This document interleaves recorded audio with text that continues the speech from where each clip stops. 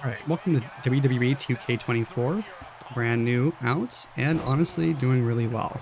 Some of the lighting effects that they've done in this game have really upped the visuals, and as somebody who really appreciates those things, I'm extremely excited about it. So a couple first things to note, you do want to turn off motion blur, and you also want to turn off depth of field.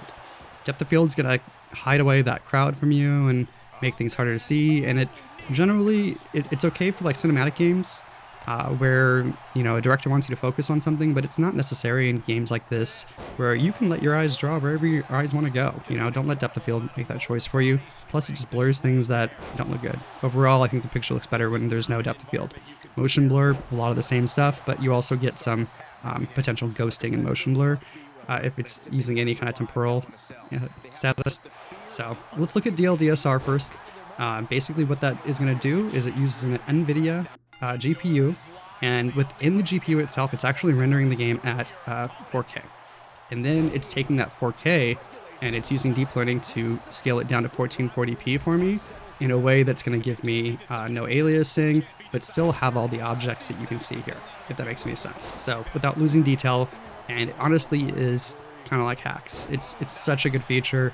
If you're somebody whose GPU is above where you need to be for your frames per second and you have some headroom, then I definitely recommend it. I would say if you're running your GPU about 60% to get it to the frames that you want, then I would try out DL DSR. I'm not saying it needs 40%. I'm just saying that's kind of like an idea in my head of like where I'd go, because sometimes you have scenes that are more frame heavy than others, so you want to kind of give yourself headroom. And yeah, that's DL DSR. I think it's absolutely the best. I think it's the one you should go with if you can afford it on your PC. And once again, I do believe AMD has a version, I just don't know the name. So this is no AA. So basically what's happening is you're watching this rendered at 1440p from my desktop, displaying 1440p. It's going to have the most aliasing. It's going to be the weakest overall. A lot of games rely on temporal anti-aliasing to kind of make objects look better than they do in actuality in the game, and this is gonna kind of show that. If you do render it at a higher resolution, kind of like the DL DSR, you can get away with no anti-aliasing sometimes. It's just trial by error. Every game's gonna be different, you know. Sometimes it depends on how the developers built the game and possibly the engines, and honestly, I don't know a lot about this one. This one might be a lot of proprietary tech. I know it doesn't have DLSS or FSR, so who knows? The next one that we're going to be looking at is going to be FXAA, and what FXAA is going to be is Fast Approximate Anti-Aliasing.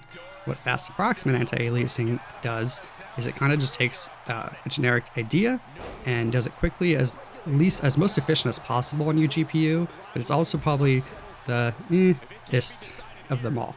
So, sorry Bianca, I know you're the EST, but they're the ist. And yeah.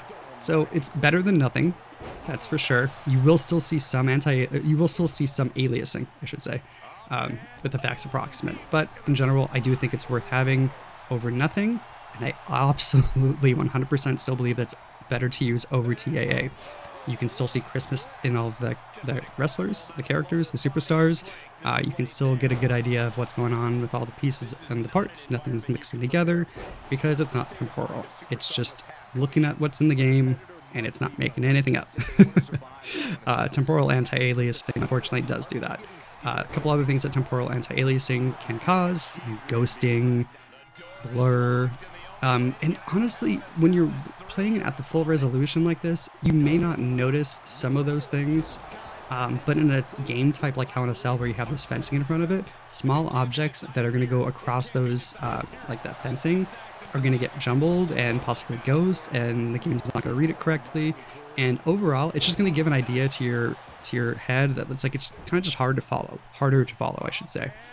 Some doctors have even come to the new methodology of not encouraging TAA, or encouraging not to use it, and that's kind of interesting.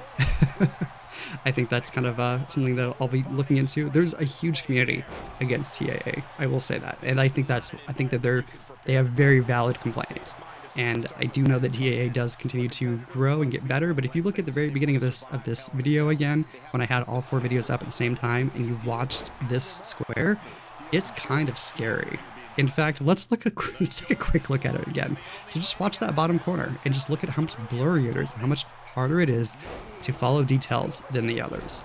And then if you're somebody who does content or streams, you got to remember that people aren't watching your video at the native resolution most of the time, so things like this might happen. So do you want your stream to look like that when you're already having to fit within a bandwidth? That's kind of the ball in the air. That's the question. So what do you guys think? Is it worth it? Isn't it worth it? Which one are you going to go with? Are you going to try DL DSR if you've never tried it? I might have to make a tutorial for how to use that because it's not the easiest thing to do. But if you guys want it, I will happily put it out there. I think it's an amazing technology and it's shown wonders. So be good to each other out there.